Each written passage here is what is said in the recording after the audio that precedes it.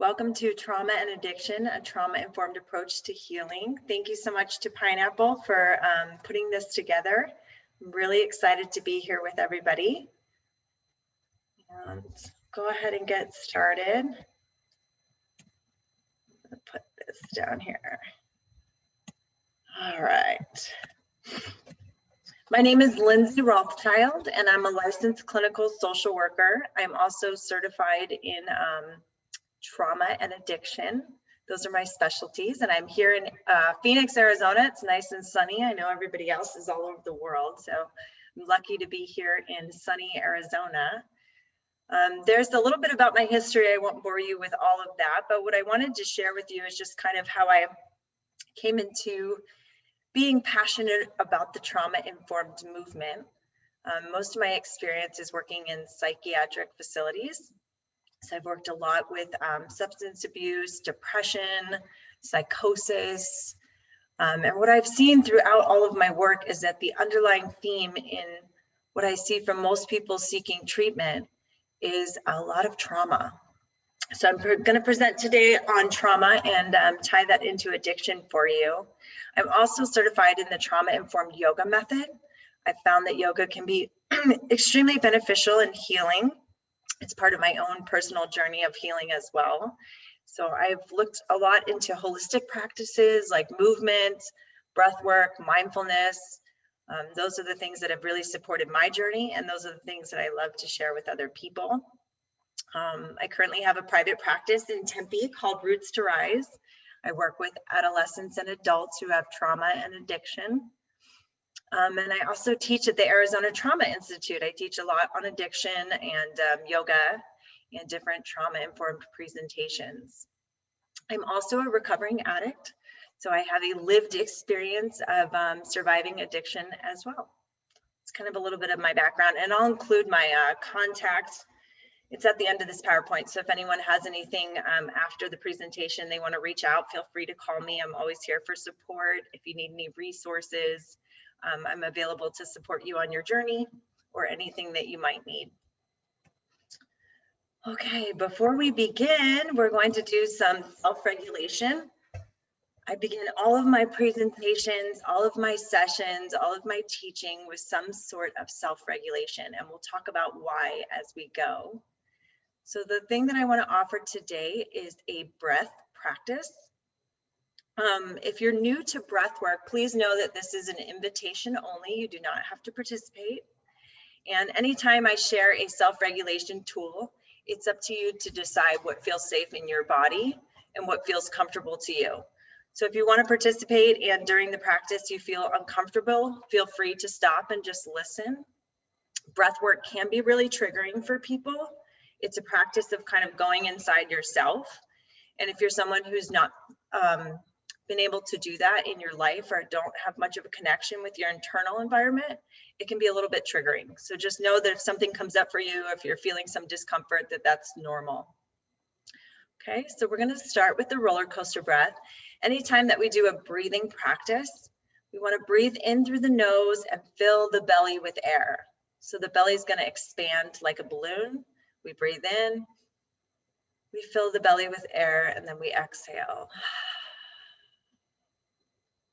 Breathe in through the nose, filling the belly with air and exhaling. So the roller coaster breath is one that I teach when I'm first working with clients. It's a breath practice that also offers an external component because we're going to use our hand. If you have a fear of roller coasters, you can imagine that we're climbing up a hill instead of riding a roller coaster. Some people have a fear of roller coasters. So what we're going to do is take our hand. Hopefully you can see my hand. It's in front of my face. I can't see myself, so I don't know if you can see my hand. But as we breathe in, we're going to imagine that we're riding up the roller coaster. As we exhale, we're coming down the roller coaster. Breathing in as we trace our finger up the roller coaster, exhaling down. Okay, so I'm going to lead you through it. And again, like I said, if at any point you feel uncomfortable, feel free to just resume your natural breath and just listen. The invitation is that you can have your eyes open, you can close your eyes, or you can gaze at a point in the room, whatever feels most comfortable to you. Okay, we will begin. I would start by just taking a moment to arrive here together in this shared space. Just settling into the body, into the breath. Beginning to notice the natural rhythm of your breath. As I breathe in, I notice that I'm breathing in. And as I breathe out, I notice that I'm breathing out. We'll begin our practice by placing our hand in front of our face, starting with our finger at the base of the thumb, and breathing in as we ride the roller coaster up, and exhale as we ride down. Breathing in as we ride up, and exhale coming down. Breathing in, and exhaling down. Breathing in, and exhaling down. And last one here, breathing in, and exhaling down. And allowing your hands to fall to your lap. Resuming your natural breath. Just taking a moment here to notice what you notice. Notice if you feel any sensations in the body. Knowing that the breath is always available for you. You can always come back to this place if you'd like.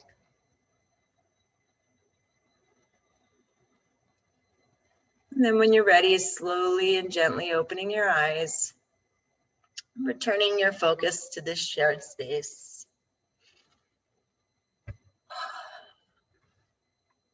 So that is the roller coaster breath. That's one tool that you can take with you today. And this helps us to relax and regulate our autonomic nervous system. That's what we're going to be talking about today. So some of our goals for this training is to discuss how trauma shows up in the brain, nervous system, and body. We're going to review the definition of trauma and talk about how trauma is created and how addiction is created. We're going to discuss types of treatment for addiction and trauma, including medicated assisted treatment, peer support, and recovery support groups. We're going to explore different trauma-informed approaches in the mental health field today. And then we're going to learn some basic tools to regulate the body. You already have one, so you can take that with you.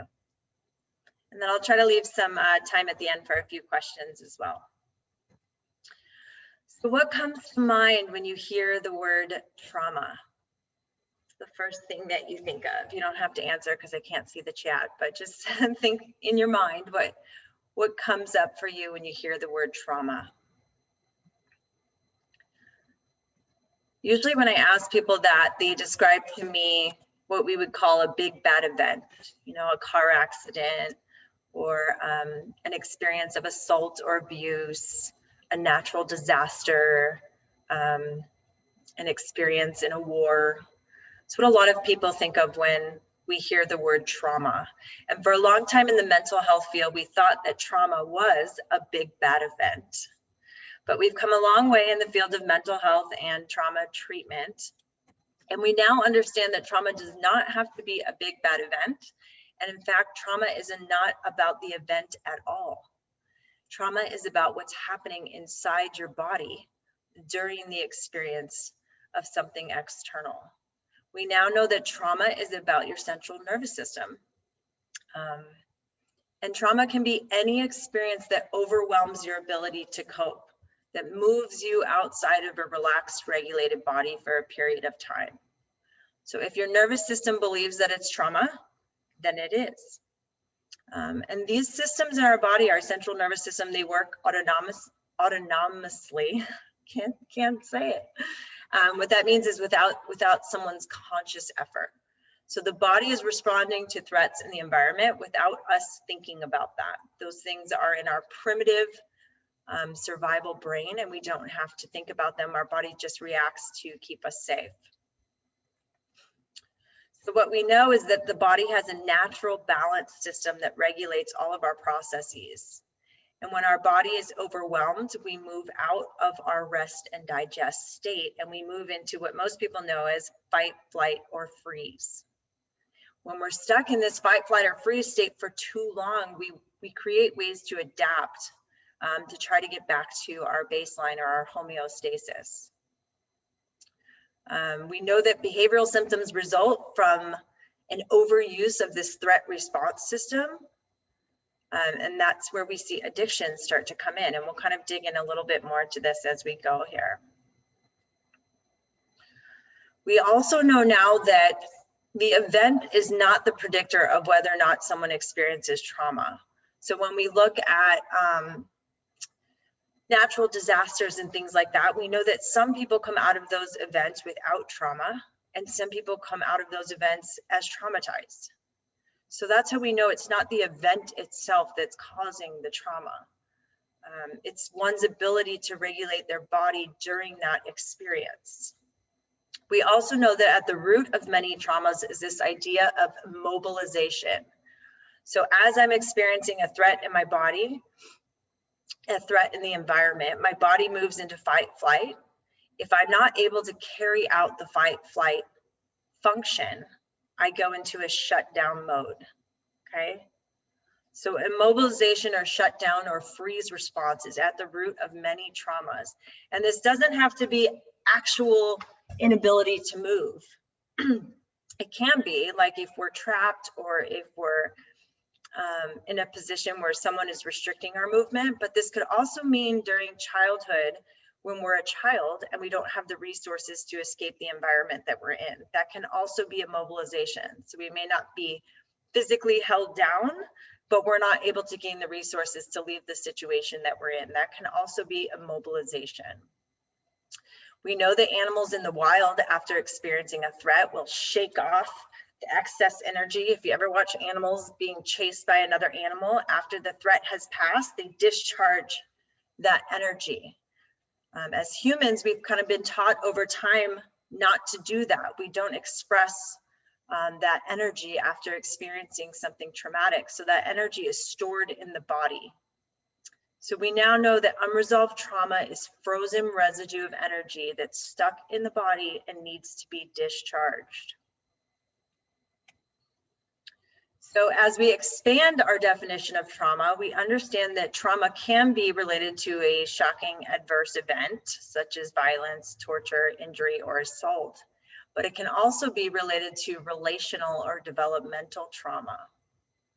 So this can include things like attachment trauma. This would be when you're young and your caregiver is not able to offer emotional support. Maybe they're not able to offer attunement to you, meaning validation or self-regulation. They're not able to model how to regulate the body. This could be the absence of a caregiver growing up. This could include having a caregiver that is an addict and is not emotionally present for a child.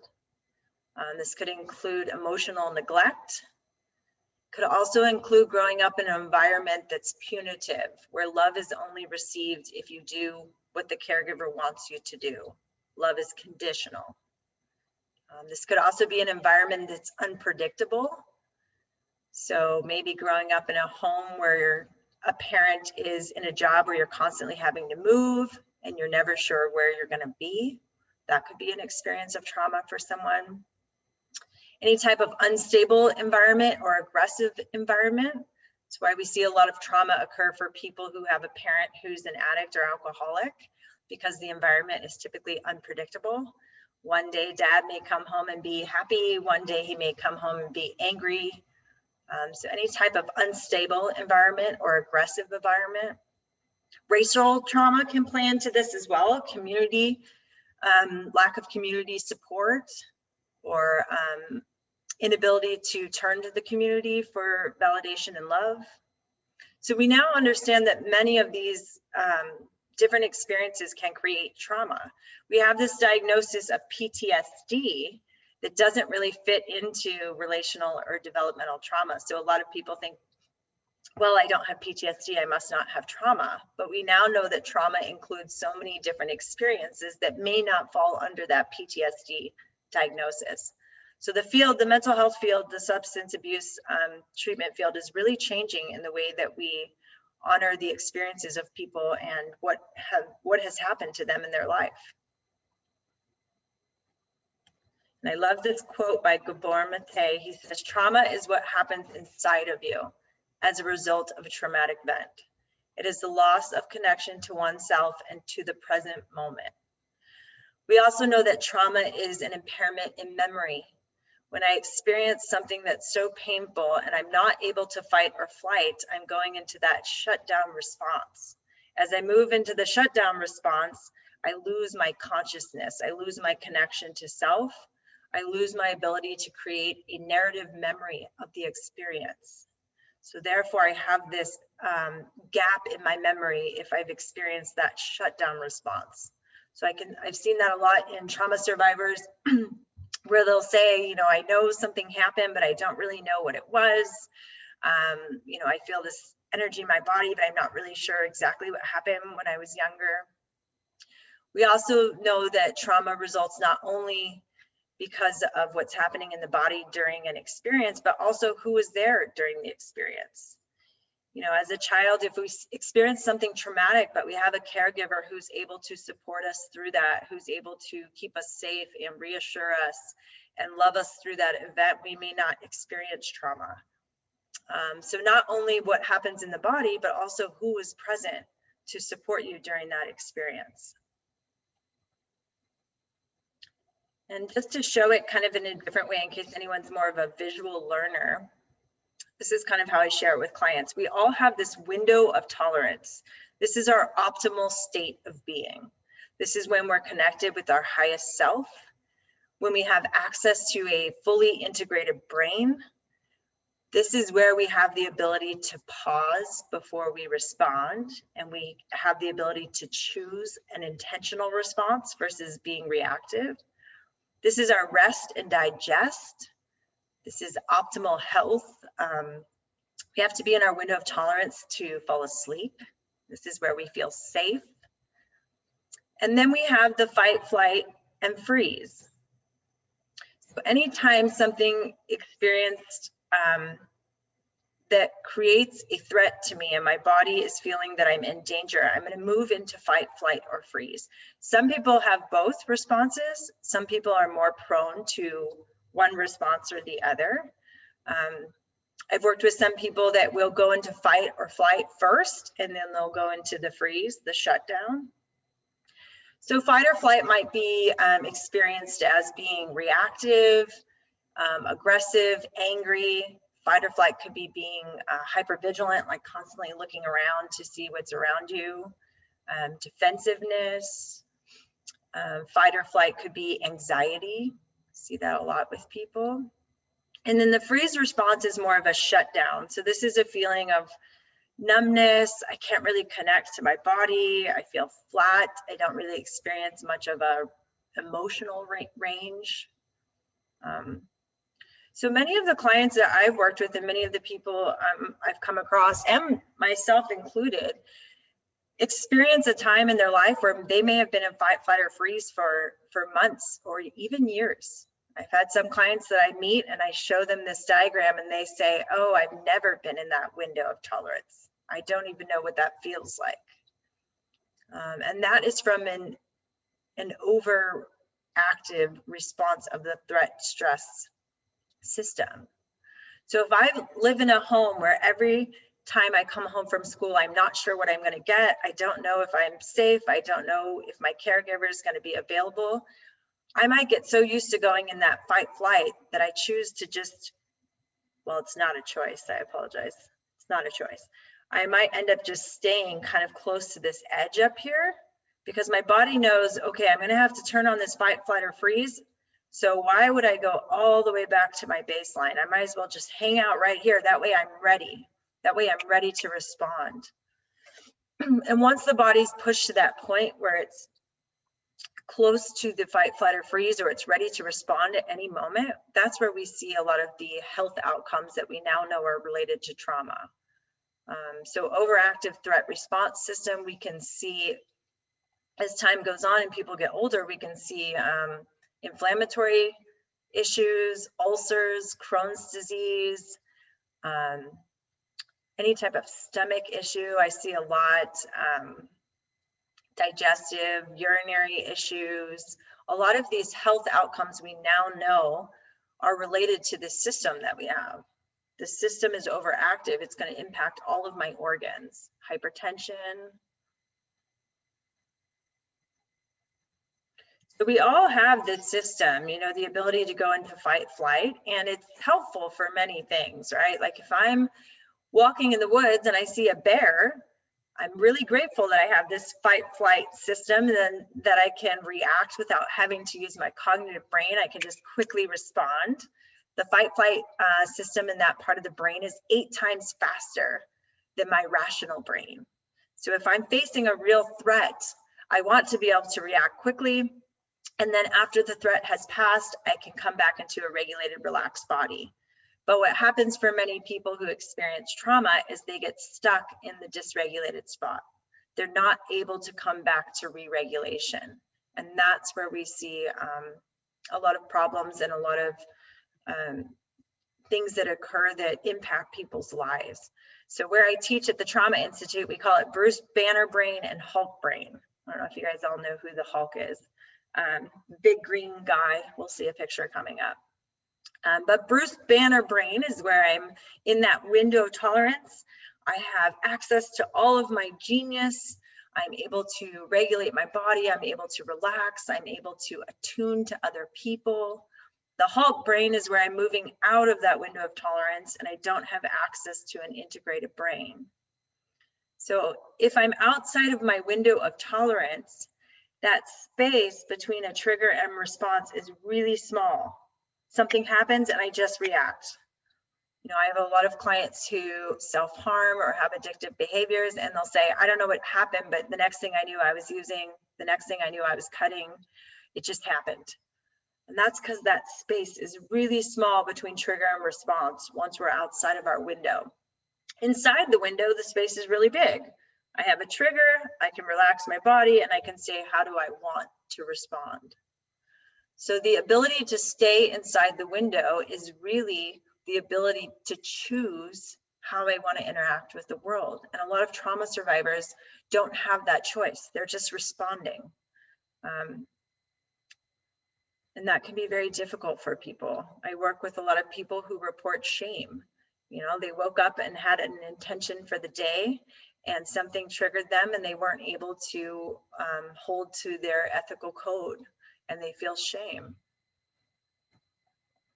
So we know as long as we stay within the window of tolerance, we have greater health, greater capacity to problem solve, and greater resilience. But this is not the case for many of us who have a history of trauma, toxic stress, or adversity.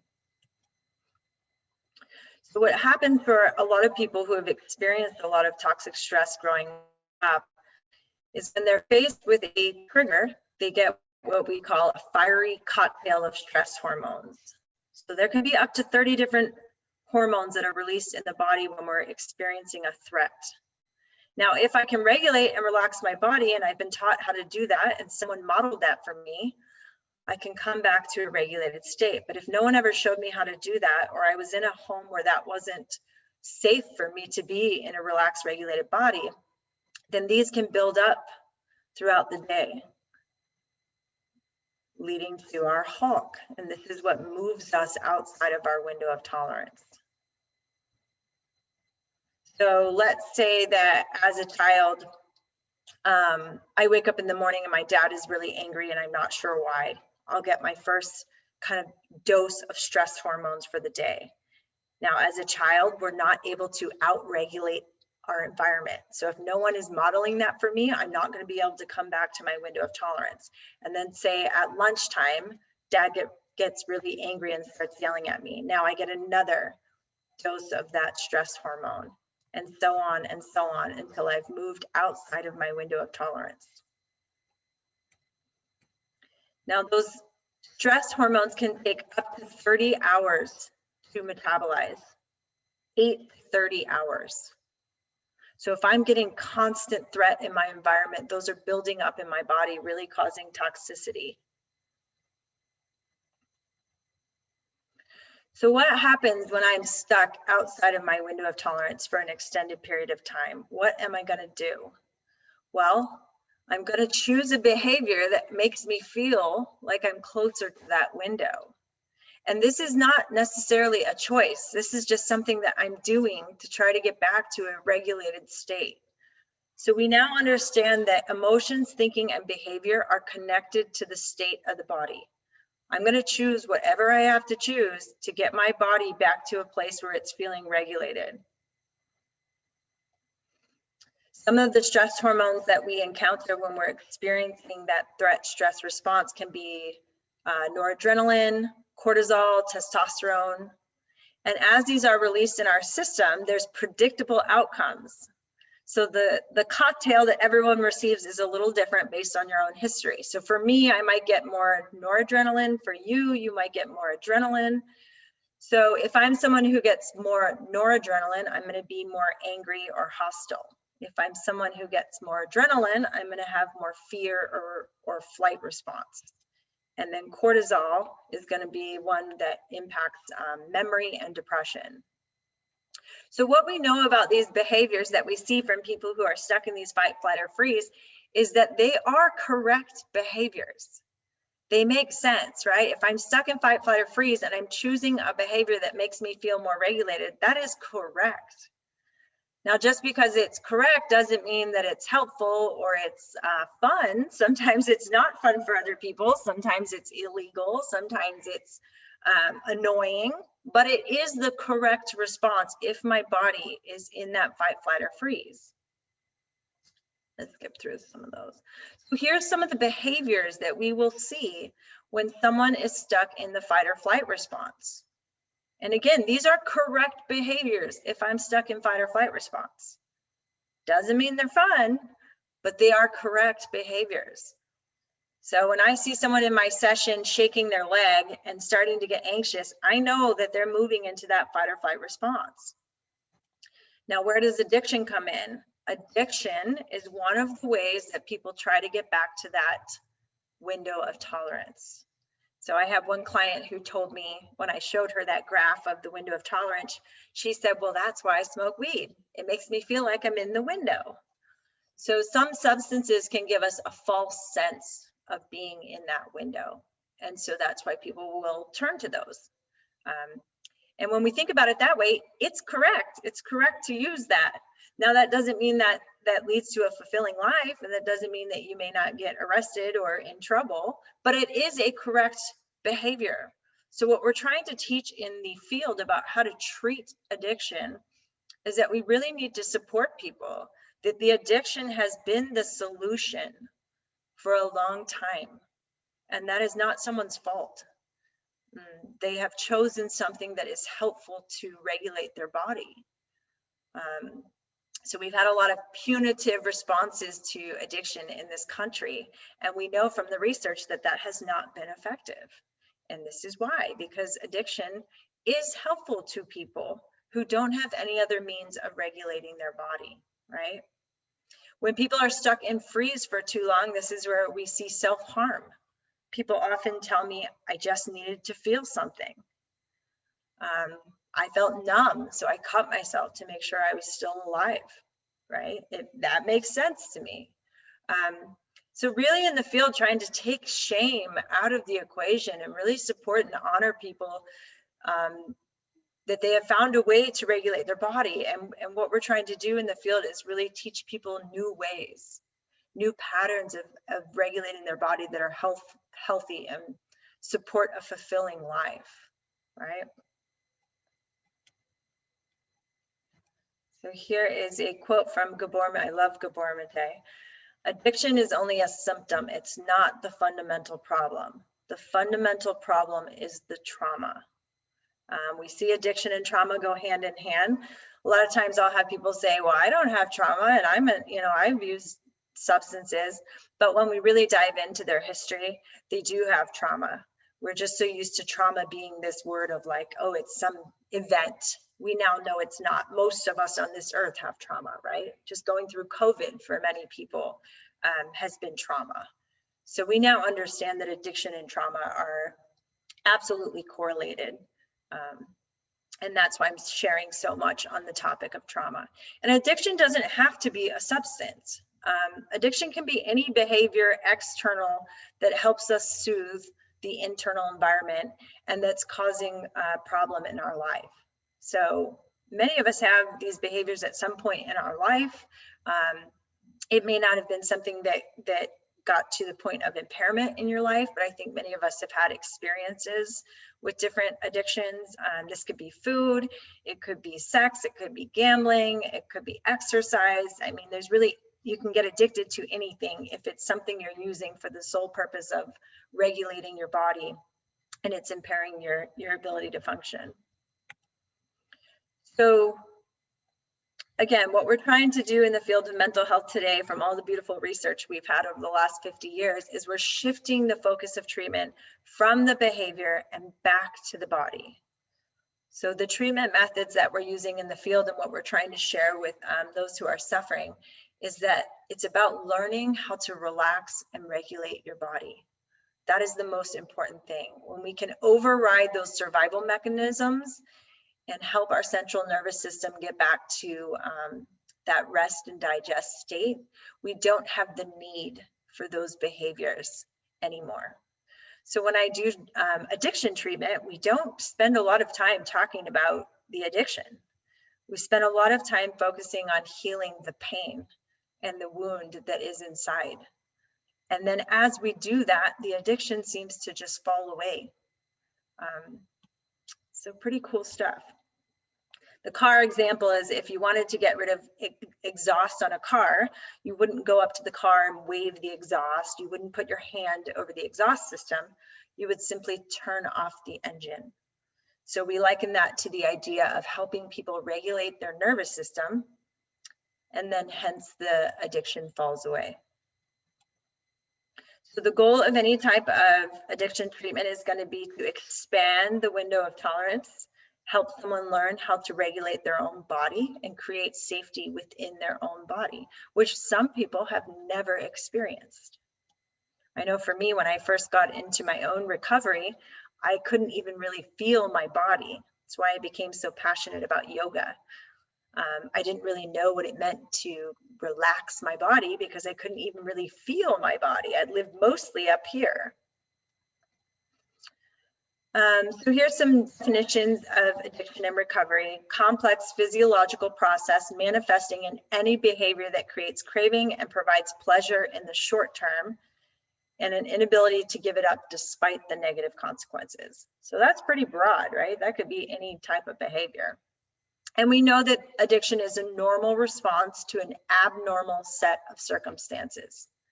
Recovery means finding something that was lost. And in terms of trauma and addiction treatment, this is finding the connection to yourself again. That is how we recover.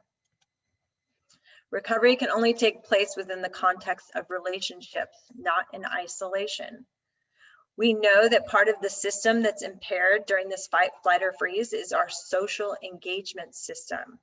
We don't have access to attunement to others when we're in fight, flight, or freeze. So helping people create meaningful connections allows them to come back to that window of tolerance. We also know that abstinence doesn't always mean recovery. So someone could stop using the substance or the behavior, but if they haven't been able to heal the pain inside them, there's still going to be a life that's not fulfilling. So it's not just about, oh, I don't use the substance anymore, oh, I don't do the behavior anymore. It's more about creating that connection to self again and connection to others. So what we say is the opposite of addiction is connection. One of the things I mentioned that I'm really passionate about is yoga. And there's been a lot of research in the field that talks about how yoga and other practices that are related to the body are the most effective. So historically in mental health, we used to do talk therapy, right? We'd have people come in and talk about their trauma and relive their trauma and explore all that and unpack it and dig it out. And it was not effective. And we now know that we probably re-traumatized a lot of people by doing that. That's called a top-down approach, working with the mind first. Now that we know what we know about trauma, we understand that it's stored in the primitive parts of the brain, the survival brain. So this is the limbic and mammalian systems of the brain. And so to do effective treatment, we have to work with those parts of the brain. And those parts are not the cognitive thinking parts. Those are the sensing, feeling, experiencing parts. So how do we work with those parts without doing talk therapy? Well, there's a lot of tools in the field now where we do the somatic work. We bring the body into the treatment. So when I work with clients, a lot of what I say is what's happening in your body right now. Where do you feel that in your body? What does it feel like? What does that part of your body need to say? Does that part of your body need to move right now? When I'm working with a client and I recognize they're going into the fight, flight, or freeze, I don't talk to them about their trauma while they're in that space, because that can re-traumatize people. What I do is I help them come back to a relaxed, regulated body. So a lot of what I do with people is just breathing, grounding, movement, and we practice. How do I notice my body becoming dysregulated? And how do I move back into a state of regulation? A lot of times, once my clients have really mastered those skills, they don't need to go talk about the trauma. They don't feel that is still stored in their body. Sometimes they do, and then we do, we have ways of doing that. But a lot of times, my clients don't even need to do that. And that's very different than the way we used to treat trauma. So yoga is it's just one tool. Yoga is a beautiful tool for that, because the whole practice of yoga is really becoming the witness of yourself, practicing noticing sensation and shifting sensations in the body so that you can create internal safety. So it's one of the tools we do have to use. Now, that being said, in the West, a lot of the yoga that we see is more about the poses, right? In the West, we see a lot of these more fitness type of yogas. That's not the kind of yoga I'm talking about. Yoga is really bigger than just the poses, but in the West, we've really kind of just taken that one small part.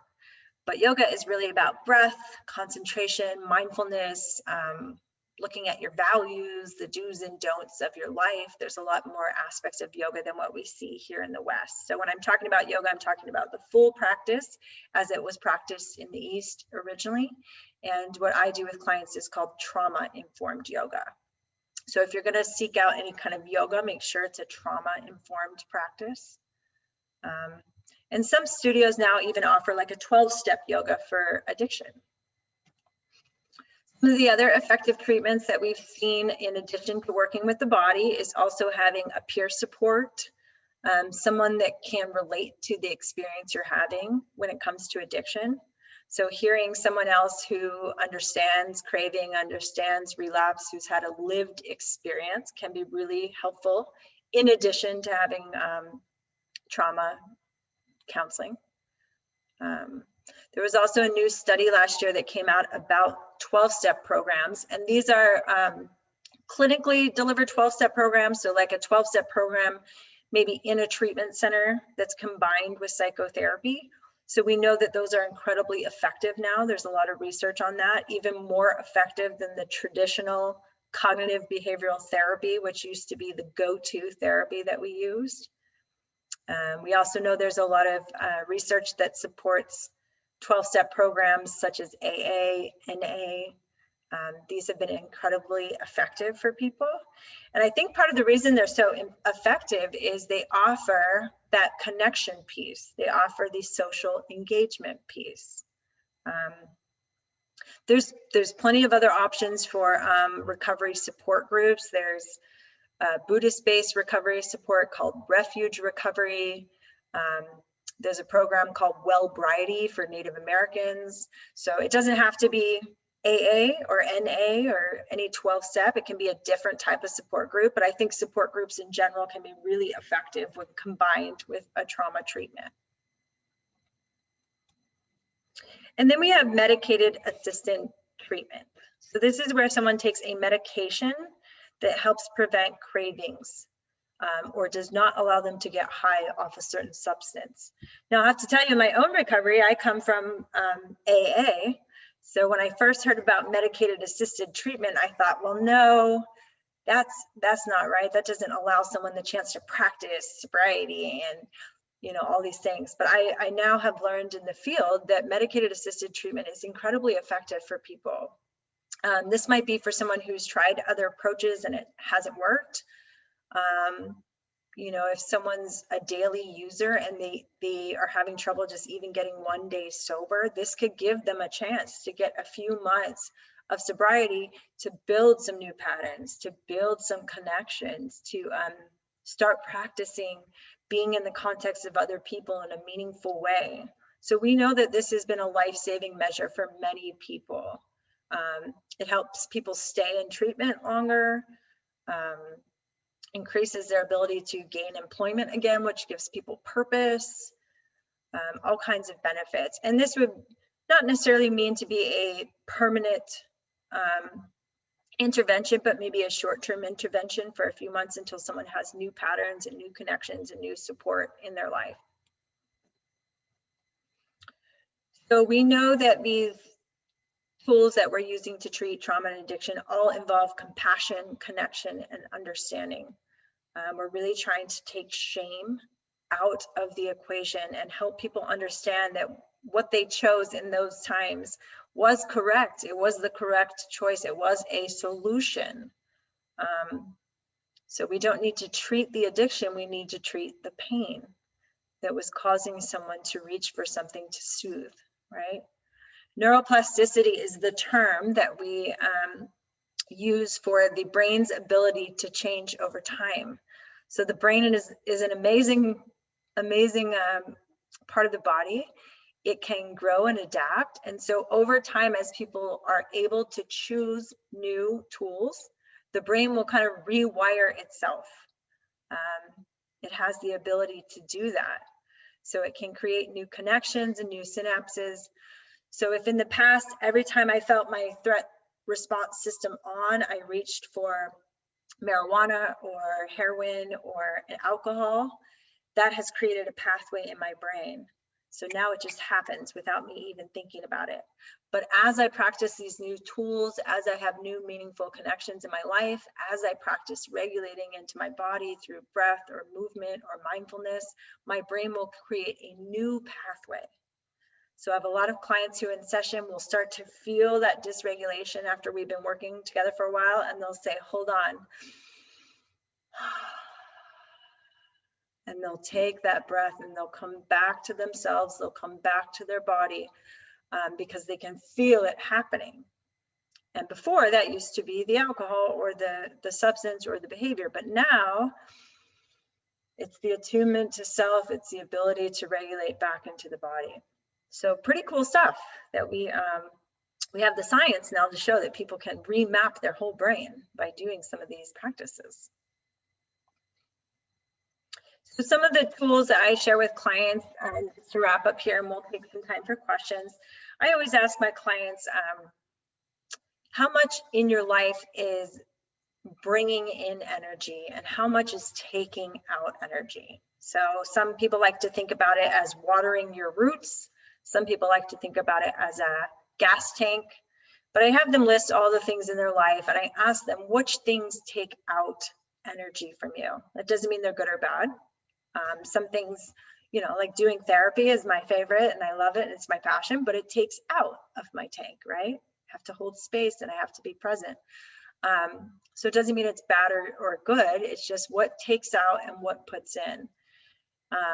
On any given week, I ask myself, do I have more coming in this week or do I have more going out? If I have more going out, I'm likely to be susceptible to moving into fight, flight, or freeze more quickly. If I have more coming in that supports my wellness, I'm less likely to move into those spaces. So that's one way I look at it. I have them draw all the things that are going on in their life, and then we put arrows of what's coming in and what's coming out. I also ask people how much of what you offer yourself allows you to unplug and recharge, because these are different. Unplugging is when I disconnect from all the stressors and I really kind of go inside myself. This could be like yoga, meditation, or breath work. And recharge is things that kind of really bring me energy and connection. This could be coffee with friends or going to therapy or exercise. So when I look at my self-regulation and I help clients look at theirs, we look at, okay, I need unplug and recharge this week. If I just unplug, I'm not charged up. So I need both, right? And then finally, some of the self-regulation tools that I really work with people on and that I offer people, or if you're just if you're on a wellness journey and you want to expand your own self-regulation, these are some of the things we know to be most effective. Any type of breath work, and we did an example today, so that's one you can practice. Yoga, we've talked about. Relaxation techniques, so any type of progressive muscle relaxation, you can find some YouTube videos on those. Anything that helps your body go into that rest or digest state. Mindfulness, we know, has been proven to be incredibly impactful. I know mindfulness is like a buzzword that's been thrown around, but I teach it a lot. I find when I teach it, most people don't actually know what it is. So mindfulness is about an intentional choice to be in the moment. It's about letting go of any attachment to an outcome. There's no end game in mindfulness. There's no, I did it right, I did it wrong. There's just the experience of being. And it's about letting go of judgment in the moment, which is really hard to do. So it's about noticing judgments and not engaging them. So mindfulness can be an incredibly powerful tool. You can do mindfulness while you're washing the dishes. You can do it in the shower. It's free. You can take it with you anywhere you go. So it's one of my favorite tools. A lot of the mindfulness practices I teach, we use our senses. So what do you smell? What do you hear? What can you touch? It's really about bringing yourself to this present moment. Meditation, which I know can be really difficult for a lot of people. I always tell people, if you're starting a meditation journey, start with 1 minute. 1 minute's a long time if you've never been still with yourself. Give yourself permission to not have any outcome. Just 1 minute of trying, that's good. There's a lot of great apps where you can do a 1 minute guided meditation. You can move all the way up to an hour of meditation if that's in your practice.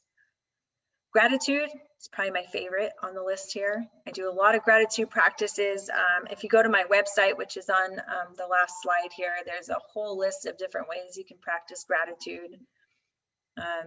Gratitude is about an embodiment of the feeling of being grateful. So it's not just, oh, I made a list.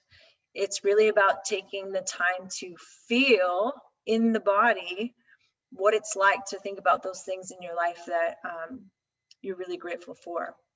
So it's more of an embodiment practice. And then we have dance and movement.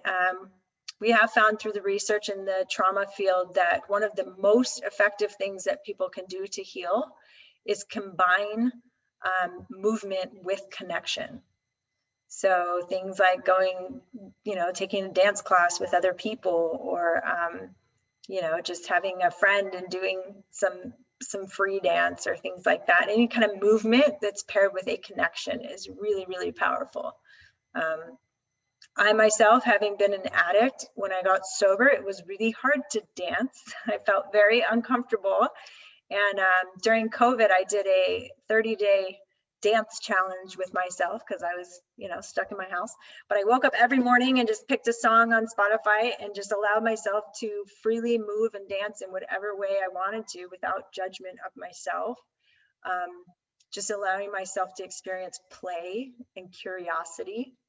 So practices like that, again, those can be done for free at your house. Those are great tools as well. So those are some of the things I would offer if you're, whether you're struggling with addiction or you're just on a wellness journey and you just want to enhance your wellness and your presence. This is my contact. So like I said, if anyone has, if you need anything, if you're looking for resources, if you have any questions, what I taught today, I normally teach in a 2-day course. So it's a lot of information in a really short time. So if there's something that you didn't quite understand, feel free to reach out. If you know someone who's suffering from addiction or you're suffering from addiction and you need support, please call me. If you're in Arizona, you can come to my office and get some services. If you're outside of Arizona, I can help you find someone that's going to be a trauma-informed clinician. And then I've included on here all the different recovery sources that I can find. I'm sure there's way more than this, but there's an anonymous 12-step program for anything you could possibly think of. There's even Emotions Anonymous. So if you don't fit in one of the categories, you can always go to Emotions Anonymous. There's Al-Anon groups. Those are for friends and family of addicts and alcoholics. There's Smart Recovery, which is a non-spiritual based program. So it's more of a cognitive science-based approach to recovery, also very effective. There's Wellbriety, that's the one I spoke about for Native American individuals, all kinds of different. Refuge Recovery is the Buddhist-based recovery program. And a lot of what's really cool right now is that all these are online right now. So you can really do any meeting you want anytime all over the world. Intherooms.com is a great resource. They have some really unique meetings. So they have like agnostic AA for people that aren't interested in a God. They have meetings for people who are on medicated assisted treatment. They have chemsex, which I hadn't heard of until last year. This is people that pair drug use with sexual behavior. So their addiction is being intoxicated or high and engaging in some sort of sex. So that's interesting. I hadn't heard of that one. They have pride meetings. They have an 11th step meditation. So just some different options. I put some apps on there if you're looking to do meditation or learn about mindfulness. There's some good tools for you. And then there's just some hotlines and resources if there's anything you need or any type of crisis going on. Okay, so I am gonna, let's see. I'm gonna turn it over to you guys. We have about 5 minutes left. If anyone has any questions, I think I see one in here. Okay, someone asked 12-step yoga, like NA, but with yoga. Yeah, so there's some yoga studios that offer 12-step yoga. So this is a yoga that's led by someone who's in recovery. And I've seen it different ways. Like I've seen it where someone will do it on a particular step. Like they might do step 1, admitted we were powerless. And they might just choose poses that support that step, or they might just weave in different recovery quotes. A lot of times they'll have everybody go around and say, you know, I'm Susie and I'm, you know, an addict, or I'm Susie and I'm here because I'm supporting someone who's in recovery. So it's just kind of fun. It's just yoga, but with some components of recovery. Good question. Okay, someone asked, what is your advice for people who aren't internally ready for grounding through breath and internal stimuli? Great question. Yeah, because like I mentioned, a lot of people aren't. And most of my clients, when I meet them, they've been disconnected from their own body for a really long time, and the body does not feel safe, especially my clients who are survivors of abuse. If you've been a survivor of abuse, you may not feel like going inside your body feels safe. So we start really small. We may just start with like a cleansing breath, meaning I breathe in, right? That's it. I breathe in, just one breath. We might start with that until someone feels like they're ready. The other thing is when I'm doing trauma-informed breath work, meditation, yoga, the invitation is always you can stop at any time. If you're uncomfortable, you can get up, You can walk out of the room. You can change your mind. You can say, I don't want to do it. So it's really, it's about having someone there who can support you in doing it in a way that feels safe for you, because it's really about choices. The goal is not to finish the breath practice. The goal is to decide what's safe for you. And if you don't feel safe, you get to choose to stop, which in itself is really empowering for some people, right? Okay, and then someone asked, what would you suggest for someone just beginning their journey through addiction and trauma recovery? Your opinion on what is best or most important to begin with? I think what's most important is having someone support you on that journey. There's so many great programs out there now for resources. Like if you want to do therapy, there's a resource called Open Path Collective. They offer therapists who are willing to do therapy for a discount rate.